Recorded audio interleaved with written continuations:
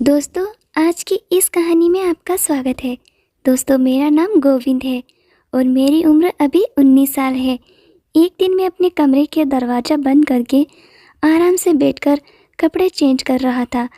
मैंने गलती से दरवाजे की कुंडी लगाना भूल गया था। उसी वक्त अचानक मेरी चाची अंदर आ गई।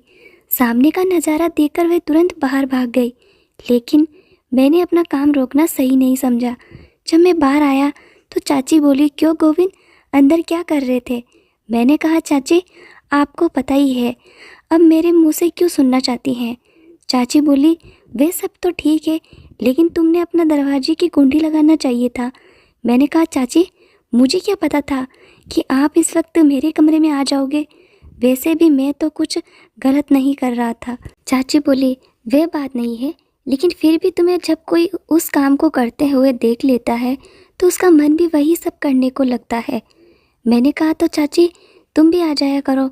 चाची बोली, मन तो मेरा भी बहुत कर रहा है, लेकिन तुम्हें पता है तुम्हारे चाचा कई दिनों से घर से बाहर गए हुए हैं और मैं अकेली वे सब कैसे करूँगी।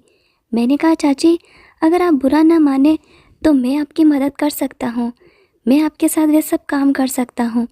चाची बोली, तेरा दिमाग खराब है। इससे पहले कि चाची और कुछ बोलती, मैं तुरंत वहाँ से भाग गया। वैसे भी मैं तो अपनी चाची के साथ बहुत पहले से वह काम करना चाहता था, लेकिन हाँ, कहाँ की हिम्मत नहीं हो रही थी।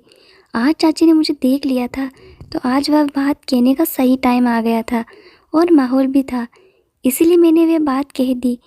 इससे एक बात मुझे समझ में आई कि बात कहने का भी एक सही समय आता है। उस समय बात कर लेनी चाहिए। उस समय आपकी बात पूरी होने के बहुत चांसेस होते हैं। एक दिन चाचा और चाची छत पर अपना काम कर रहे थे। मैं उन्हें ये सब करते हुए देख रहा था। मैंने कुछ देर खड़े होकर देखा। मुझे चाचा चाची को देखकर बहुत मज़ा आ रहा था। उस समय मेरी शादी नहीं हुई थी। मेरी चाची बहुत खूबसूरत थी। वह हमेशा मेरे साथ मजाक मस्ती करती रहती थी। चाची और मेरे बीच एक अच्छा दोस्ती वाला रिश्ता था। जब चाची हमारे घर नए नए आए थे तो उन्हें बहुत ज़्यादा घमंड था, और घमंड होना भी चाहिए था, क्योंकि चाची किसी से कम नहीं थी। चाची दिखने में बहुत खूबसूरत थी। चाची की ऊंचाई और लंबाई बहुत थी।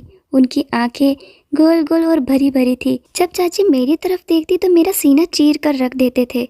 जब मैं कोई बात करता तो चाची मुंह टेढ़ा कर लेते थे। जब से मैं समझ गया था कि चाची में खूबसूरती का घमंड भरा हुआ है।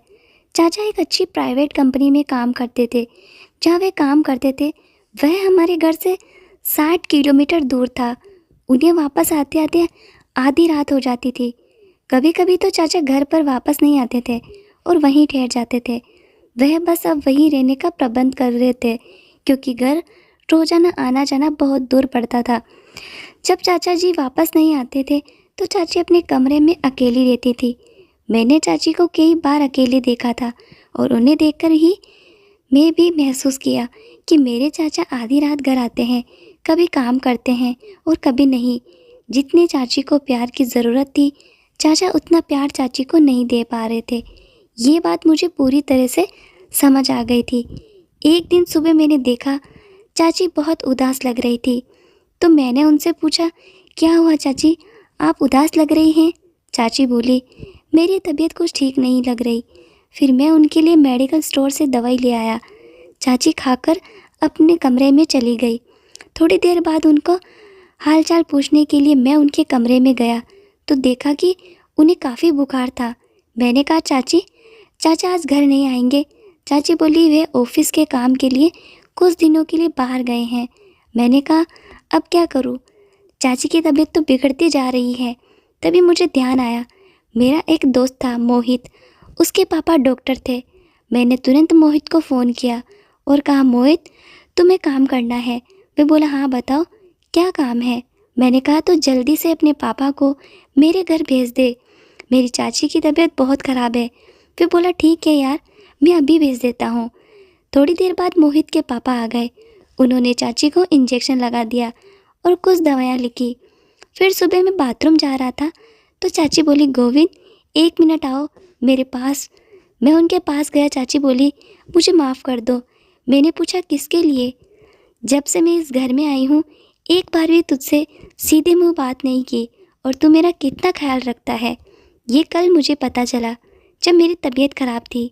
मैंने कहा चाची कोई बात नहीं, मैं तो आपको अपना मानता हूँ। फिर मैंने सोचा कि चाची तुझे अपने दिल की बात कह दूँ, यही सही मौका है। लेकिन मैंने सोचा अभी दिल की बात बताना बेवकूफ़ी होगी, क्योंकि अभी तो चाची मेरी और बात करने लगी है। अगर मैं अभी बता दूंगा तो बहुत जल्दी हो जाएगा और चाची भी मना कर देंगे। इसीलिए पहले चाची के साथ और ज़्यादा प्यार पाना पड़ेगा।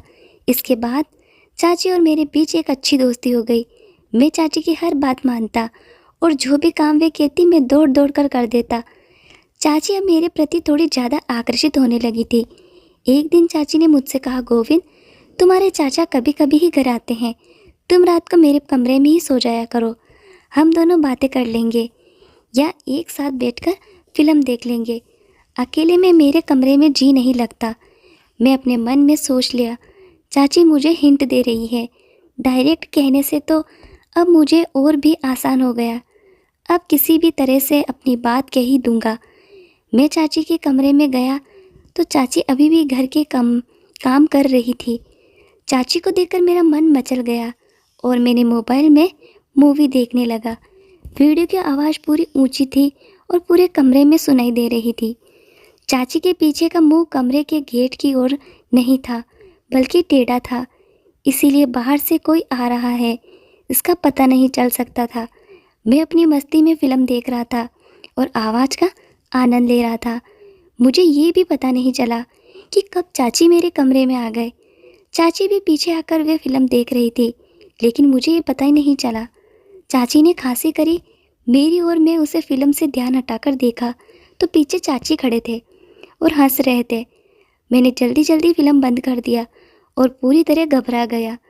चाची ने मेरा कान पकड़कर कहा, क्यों, अब क्यों बंद कर दिया? मैंने थोड़े हंसते हुए और थोड़े घबराते हुए कहा, चाची डर लगता है जब कोई वह फ़िल्म देखते हुए पकड़ा लेता है। वे बोली, अच्छा अब तुम्हें डर लग रहा है? जब चाची के कमरे में फ़िल्म देखने लगे थे तब तो डर नहीं लगा कि चाची कब आ सकती है? मैंने कहा, चाची बस क्या बताऊं, आपके कमरे में पता नहीं क्या है, जब आना होता है तो मन मचलने लगता है। मैं चाची का हाथ पकड़कर बेड पर बैठ गया और कहा, चाची मैं एक बात कहना चाहता था, क्या तुम बुरा तो नहीं मानोगे? मैंने कहा, अगर मुझे बुरा मानना होता तो तुमने हरकत की उसे देखकर तो मैं तुझे कमरे से बाहर निकाल देती। मैं थोड़ी और फिर कहा, चाची जब तुम्हें पहली बार इस घर में आई थी तब से मुझे तुम बहुत अच्छी लगती हो। चाची बोली, अच्छा जी, तो फिर क्या करना है? मैंने कहा, चाची मैं तुम्हारे साथ एक बार वह सब करना चाहता हूँ। चाची बोली, गोविंद पर यह कैसे हो सकता है? अगर ये बात तुम्हारे चाचा को पता लग गई तो वे मुझे नहीं छोड़ेंगे। मैंने कहा, चाची हम घर वालों की नज़र से छुपाकर काम करेंगे। चाची बोली, नहीं मैं तुम्हारे साथ वह सब नहीं करूँगी। मैंने कहा, चाची मैं तुमसे वादा करता हूँ कि हमारी बात घर के किसी व्यक्ति को नहीं पता लगेगी। चाची बोली, पर गोविंद मैं तो तुम्हारी चाची हूँ, मैं कहा तो क्या हुआ, हम कुछ गलत तो नहीं कर रहे। चाची ने कहा, तो देख ले, चाचा तो आधी रात को घर आते हैं थके हुए, कभी कभी वे तुम्हें खुश करता है कभी नहीं। मुझे चाची के बारे में सब पता था, बस तुम खुश रहने का दिखावा करती हो। चाची का चेहरा वह उतर गया और चाची का चेहरा देखकर मुझे सच का पता लग गया। चाची बोली, हाँ गोविंद तुम सच कह रहे हो, बस टाइम ही देते हैं। मैं तेरे चाचा जी से खुश नहीं हूँ। तुम्हारे चाचा बस यह बहाना बनाकर जल्दी सो जाते हैं कि इतनी दूर से चलकर आया हूँ, अब मैं थक गया हूँ, मुझे नींद आ रही है। रोज़ रोज़ तो मैं उन्हें खुश करने के लिए फ़ोर्स भी नहीं कर सकती। उन्हें खुद ही सोचना चाहिए कि वे मेरा ख्याल रखें। वे तो बस तब प्यार करते हैं जब उनका मूड होता है। उन्हें मेरी तो थोड़ी फिक्र भी नहीं है, अब मेरा मूड है या नहीं ये बस अपना ही देखते हैं। इन बातों को सुनकर मैं चौंक गया। मैंने कहा, चाची तो मैं तुम्हारी इतनी फ़िक्र करता हूँ, तभी तो मैं कह रहा हूँ कि मैं तुम्हें खुश कर सकता हूँ। चाची मैं तुम्हारी हर एक फीलिंग को समझता हूँ। तब चाची ने मेरा हाथ पकड़कर उसे कसकर दबाते हुए कहा। जब चाची ने मेरा हाथ दबाया तो मुझे पता लग गया कि चाची अंदर कितनी तड़प रही है। चाची ने कहा, अच्छा गोविंद तुम इतनी फीलिंग समझते हो, कितने समझदार हो गए हो। मैं तो कभी तुम्हारी ओर ध्यान ही नहीं दिया, मैंने कहा हाँ चाची, मैं तुम्हें पूरी तरह समझता हूँ। चाची बोली चल मैं सोच कर बताती हूँ, अब तुम अपने कमरे में जाओ। जिस हिसाब से चाची ने मुझे कमरे में भेजा वह मुझे पसंद नहीं आया।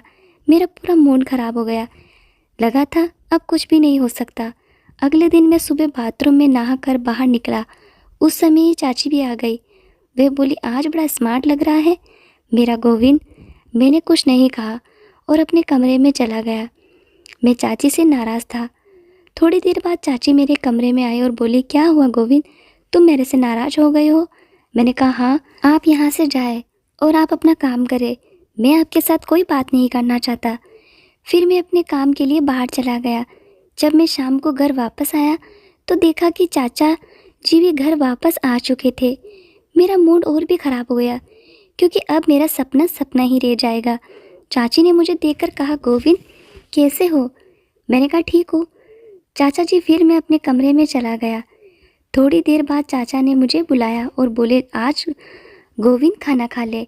फिर हम बैठकर खाना खाने लगे। मैं चाची की ओर नज़रें मार रहा था। चाची मुझे देखकर मुस्कुराने लगी और चुप रहने का इशारा करने लगी। चाचा ने मुझसे पहले खाना खा लिया और फिर अपने कमरे में चले गए। मैं धीरे धीरे खाना खा रहा था, तब चाची मेरे पास आकर बोली क्या बात है गोविंद, तुम मुझसे नाराज़ हो? मैंने कहा हाँ। तो मेरी बात क्यों नहीं समझ रहा? ये गलत है। मैंने कहा इसमें गलत क्या है? चाची बोली तो अपने कमरे में जा, खाना खाकर सो जा। मैंने कहा मैं सोऊं, आपको इससे क्या? और मैंने कहा मैं आज छत पर ही बैठा रहूँगा, बिल्कुल नहीं सोऊंगा। ये कहकर मैं अपने कमरे में चला गया। मैंने ठान लिया था कि चाहे कुछ भी हो जाए, एक बार तो अपना सपना पूरा करके ही रहूँगा।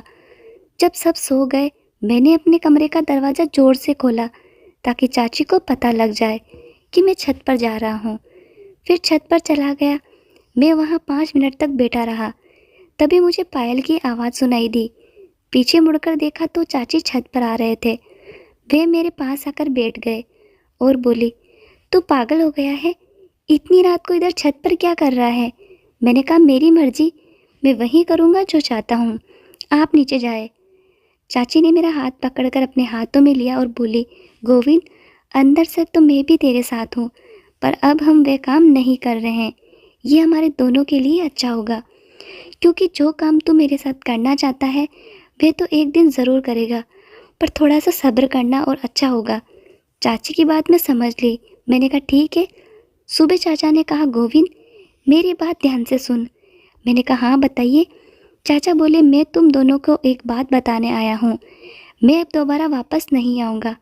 मैं कंपनी के काम से बाहर जा रहा हूँ, लगभग 5 महीने बाद ही वापस आऊँगा। मैंने कहा अच्छा चाचा जी। चाचा बोले चाची का भी अच्छे से ख्याल रखना। मैंने कहा चाचा जी आप बेफिक्र रहें, मैं इस घर की जिम्मेदारी संभाल लूँगा और इसे खुद ही संभाल लूँगा।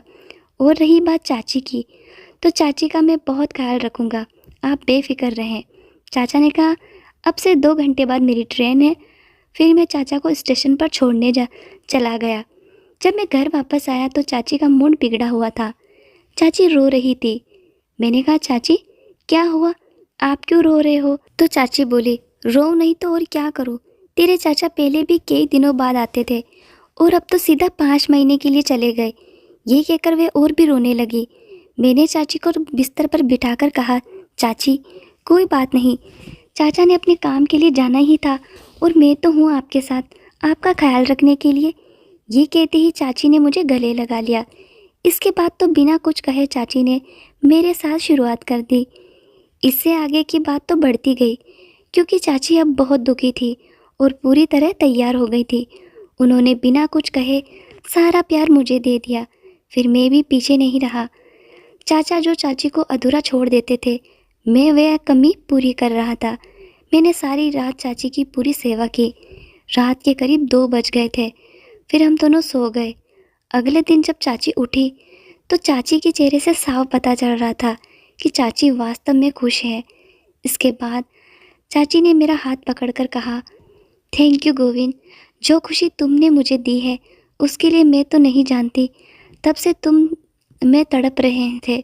मैंने कहा चाची आप तो मेरी बात ही नहीं मान रही थी। साथ ही देखो आज आपके चेहरे की खुशी ही बता रही है कि आप अंदर से कितनी खुश है।